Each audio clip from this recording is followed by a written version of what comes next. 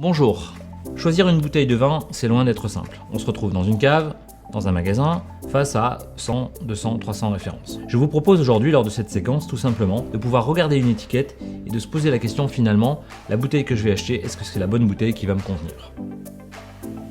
I better tell you before you get close. I'm a special case, I'm not like the other ones. There is a reason why I'm still alone. Il y a tout d'abord le nom du domaine. Alors, un domaine peut s'appeler un clos, un domaine comme on vient de le dire, un château. Ceci est en fait ce qu'on appelle une marque commerciale. C'est ce qui va identifier le nom de la propriété. Sur une étiquette de vin, vous allez retrouver, comme par exemple ici ce vin, l'appellation Bandol. Alors, qu'est-ce que c'est qu'une appellation de vin? En fait, c'est le lieu dans lequel le vin est produit. C'est à partir de ce moment-là que vous allez savoir si le vin provient d'un village, d'une sous-région ou d'une grande région. Le degré d'alcool. Alors le degré d'alcool, là aussi, il y a beaucoup de choses à dire parce qu'en fait, le degré d'alcool est en relation avec la maturité du raisin. Un vin qui va faire 14 ou 15 degrés qui est issu de raisin bien mûr, vous n'allez absolument pas le sentir. Vous pouvez boire un vin qui va faire 11 degrés qui est issu de raisins qui ne sont pas mûrs, ça va vous donner une sensation brûlante et alcoolique en bouche.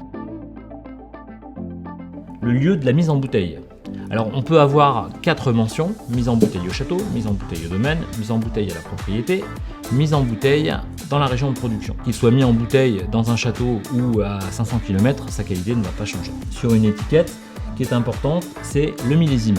Alors le millésime, en France, on a une obligation, c'est qu'à partir du moment où on met un millésime, on doit avoir uniquement des raisins qui proviennent, ou des vins bien sûr qui proviennent du millésime indiqué. Parce qu'en connaissant le millésime, tout simplement, on va avoir une idée du style de l'année. Par exemple, quelquefois on a des années qui sont fraîches, donc on a des styles de vins plus légers. Et quand on a des années très chaudes, par exemple comme 2009, on va avoir des vins qui sont plus puissants. Lorsque l'on regarde une bouteille de vin, on va avoir des vins qui portent des médailles ou des sélections par des guides.